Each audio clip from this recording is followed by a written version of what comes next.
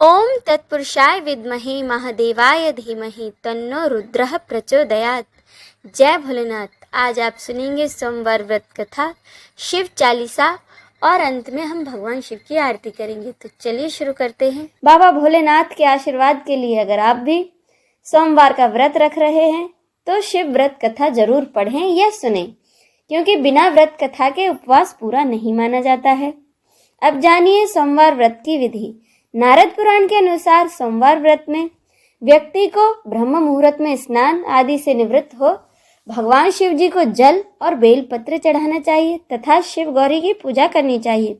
शिव पूजन के बाद सोमवार व्रत कथा सुननी चाहिए। इसके बाद केवल एक समय ही भोजन करना चाहिए। सोमवार व्रत 3 प्रकार का होता है: प्रति सोमवार व्रत, सौम्य प्रदोष व्रत और 16 सोमवार का व्रत। इन सभी व्रतों के लिए पूजा विधि एक ही होती है। अब जानिए सोमवार व्रत कथा के बारे में। एक समय की बात है, किसी नगर में एक साहूकार रहता था। उसके घर में धन धान्य की कोई कमी नहीं थी, लेकिन उसकी कोई संतान नहीं थी। इसी कारण वह बहुत दुखी रहता था। पुत्र प्राप्ति के लिए वह हर सोमवार व्रत रखता और पूरी श्रद्धा के साथ शिव मंदिर में जाकर भगवान शिव और पार्वती माता की पूजा किया करता था। उसकी भक्ति देखकर एक दिन माँ पार्वती प्रसन्न हो गई और भगवान शिव से उन्होंने साहूकार की मनोकामना पूर्ण करने का आग्रह किया। पार्वती जी की इच्छा सुनकर भगवान शिव ने कहा, हे पार्वती, इस संसार में हर प्राणी को उसके कर्मों का फल मिलता है और जिसके भाग्य में जो हो उसे भोगना ही पड़ता है। लेकिन माँ पार्वती ने साहूकार की भक्ति का मान रखने के लिए उसकी मनोकामना पूरी करने की इच्छा जताई। माता पार्वती के आग्रह पर शिवजी ने साहूकार को पुत्र प्राप्ति का वरदान तो दे दिया, लेकिन साथ ही यह भी कह दिया कि उसके बालक की आयु केवल 12 वर्ष की होगी। माता पार्वती और भगवान शिव की बातचीत को साहूकार सुन रहा था। उसने ना तो इस बात की खुशी की और ना ही दुख। वह पहले की भांति ही शिवजी की पूजा करता रहा। कुछ समय बाद साहूकार के घर एक पुत्र का जन्म हुआ। जब वह बालक 11 वर्ष का हुआ तो उसे पढ़ने के लिए काशी भेज दिया गया। साहूकार ने पुत्र के मामा को बुलाकर उसे बहुत सारा धन दिया और कहा कि तुम अपने भांजे को काशी पढ़ने के लिए ले जाओ और मार्ग में यज्ञ कराते जाना। जहाँ भी यज्ञ कराओ वहाँ ब्राह्मणों को भोजन कराते और उन्हें दक्षिणा देते हुए जाना। दोनों मामा भांजे इसी तरह यज्ञ कराते और ब्राह्मणों को दान दक्षिणा देते काशी की ओर चल पड़े। रात में एक नगर पड़ा, जहाँ नगर के राजा की लड़की की शादी थी। जिस राजकुमार से उसका विवाह होना था वह एक आंख से काना था। राजकुमार के पिता ने अपने पुत्र के काना होने की बात छुपाने के लिए एक चाल सोची। साहूकार के पुत्र को देखकर उसके मन में एक विचार आया। उसने सोचा, क्यों ना इस लड़की को दुल्हा बनाकर राजकुमारी से विवाह करा दूं और विवाह के बाद इसको बहुत सा धन देकर विदा कर दूंगा और राजकुमारी को अपने नगर ले जाऊंगा। लड़के को दूल्हे के वस्त्र पहनाकर राजकुमारी से विवाह करा दिया गया। लेकिन साहूकार का पुत्र ईमानदार था। उसे यह बात न्याय संगत नहीं लगी। उसने अवसर पाकर राजकुमारी की चुन्नी के पल्ले पर लिखा कि तुम्हारा विवाह तो मेरे साथ हुआ है, लेकिन जिस राजकुमार के संग तुम्हें भेजा जाएगा वह एक आंख से काना है। मैं तो काशी पढ़ने जा रहा हूँ। जब राजकुमारी ने चुन्नी पर लिखी बातें पढ़ी तो उसने यह बातें अपने माता पिता को बताईं। राजा ने अपनी पुत्री को विदा नहीं किया, जिससे कि बारात वापस चली गई। दूसरी ओर साहूकार का लड़का और उसका मामा काशी पहुंचे। वहां जाकर उन्होंने यज्ञ किया। जिस दिन लड़के की आयु 12 वर्ष की हुई, यज्ञ उसी दिन रखा गया। लड़के ने अपने मामा से कहा, मेरी तबीयत कुछ ठीक नहीं है। मामा ने कहा, तुम जाकर अंदर सो जाओ। शिवजी के वरदान के अनुसार उस बालक के प्राण कुछ समय बाद ही निकल गए।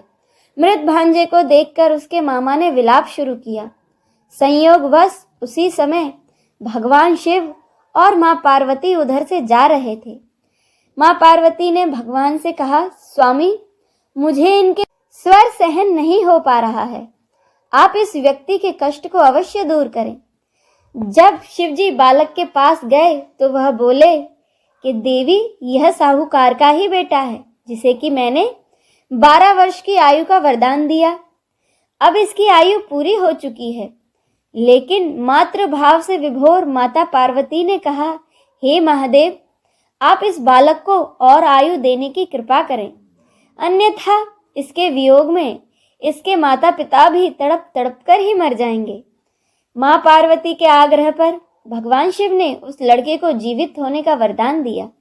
शिव जी की कृपा से वह लड़का जीवित हो गया। शिक्षा समाप्त करके लड़का अपने मामा के साथ नगर की ओर चल दिया। दोनों चलते हुए उसी नगर में पहुंचे जहां उसका विवाह हुआ था। उस नगर में भी उन्होंने यज्ञ का आयोजन किया।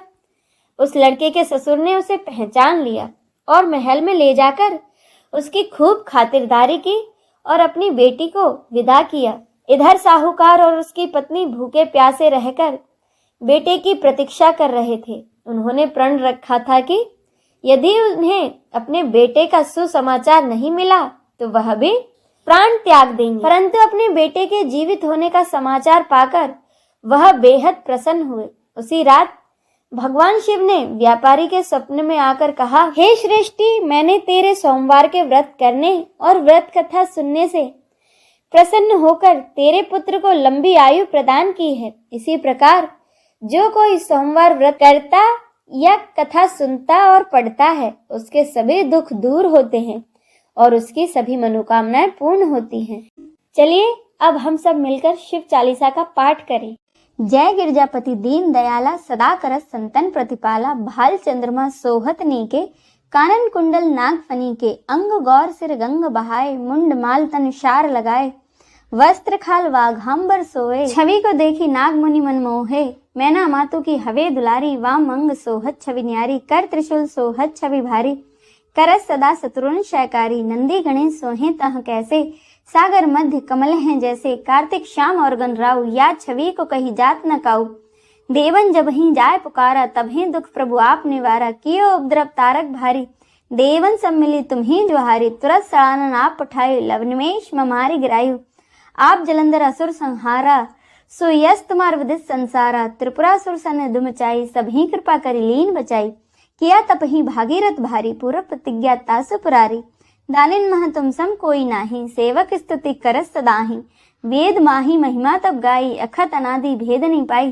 प्रकटी उदधि मथनते ज्वाला, जरस सुरासुर भय विहाला, कीन दया ता करी सहाई, नीलकंठ तब नाम कहाई, पूजन रामचंद्र जब कीन्हा, जीत के लंक भीषण दीन्हा, सहस कमल में हो रहे धारी, कीन्ह परीक्षा तभी पुरारी, एक कमल प्रभु राखे उजोई, कमल नैन पूजन चह सोई, कठिन भक्ति देखी प्रभु शंकर, भय प्रसन्न दिए इच्छित वर, जय जय जय अनंत अविनाशी, करत कृपा सबके घटवासी, दुष्ट सकल नित मोहि सतावे, भ्रमत रहूं मोहि चैन न आवे, त्राहि त्राहि मैं नाथ पुकारो, यही अवसर मोहि आन उबारो, ले त्रिशूल शत्रुन को मारो, संकट ते मोहि आन उबारो, मात पिता भ्राता सब होई, संकट में पूछत नहीं कोई, स्वामी एक है आस तुम्हारी, आय और मम संकट भारी, धन निर्धन को देश सदाही, जो कोई जांचे सो फल पाही, अस्तित्व विधि करो तुम्हारी, शंभु ना तब चूक हमारे, शंकर हो संकट के नाशन, विघ्न विनाशन मंगल कारण, योगी यति मुनि ध्यान लगावे, नारद सारद शीस नवावे, नमो नमो जय नमः शिवाय,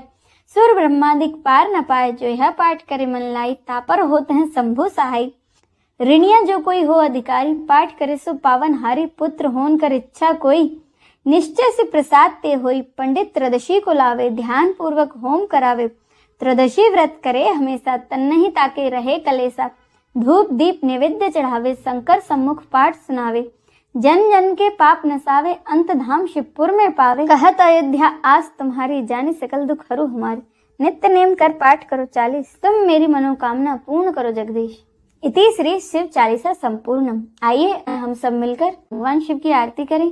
ओम जय शिव ओमकारा, प्रभु हरि शिव ओमकारा, ब्रह्मा विष्णु सदा शिव, ब्रह्मा विष्णु सदा शिव, अर्धांगी धारा, ओम जय शिव ओमकारा, एकानन चतुरानन पंचानन राजे, शिव पंचानन राजे, हंसासन गरुड़ासन, हंसासन गरुड़ासन, वृषवाहन साजे ओम जय शिव ओमकारा। दो भुज चार चतुर्भुज, दस भुज ते सोहे, शिव दस भुज ते सोहे।